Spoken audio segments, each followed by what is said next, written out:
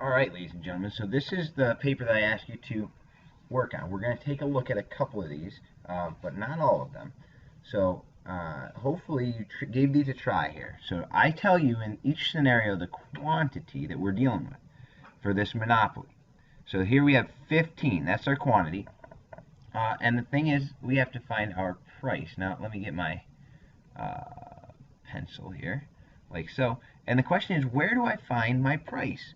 Well, remember, if you go back to the very first chart, what two columns corresponded? The price and what other column? Well, it's not MR this time. You've got to be careful. It's not perfect competition anymore. But it is the average revenue curve. This is my price now. It's also my demand curve for this monopoly. So that means if we're at 15, we got to come up. We go, oh, we ran into the AR curve. Okay, that's going to be where our price is. We slide over. It looks like it is 8. Boom. Got it. Now I know price times quantity is total revenue, so I'm just going to write 8 in already, and I'm going to multiply.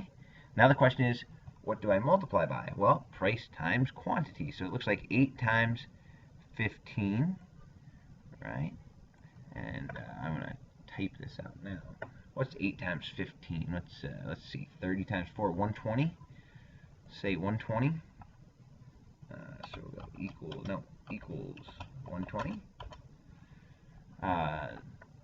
Somebody check me. I think that's right. 8 times 5, 4, 8. Yeah, 120. I like it. Okay, so that's that space right here. Should I put a box around it for you? Sure. I'll go blue. All right. Oh, hang on, sorry. Gotta get over here. Get my pencil. And so 8 times 15, there's my total revenue.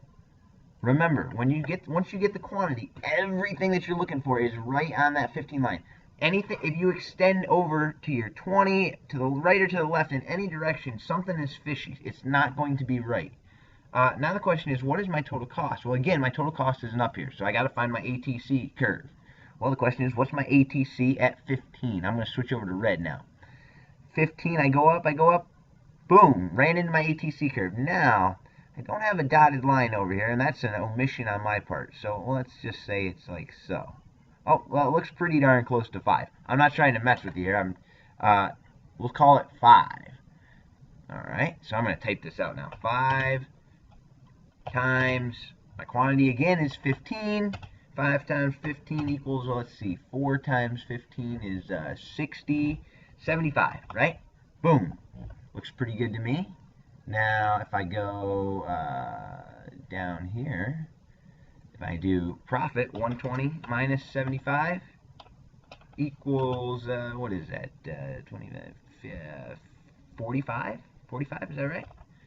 45, 25, 20, yeah, 45. So my profit is 45. Now, let's see here. Let me take my pen again, and so we should be able to outline this area. So I started there, went down around, like so. That area there is my total cost, which means that, let me get the green for the go, big dollars here. This here is my profit. And again, if we take our formula, price minus ATC times quantity, so price minus ATC times quantity, which is how I get that area of that box. Remember, the 8 is my price.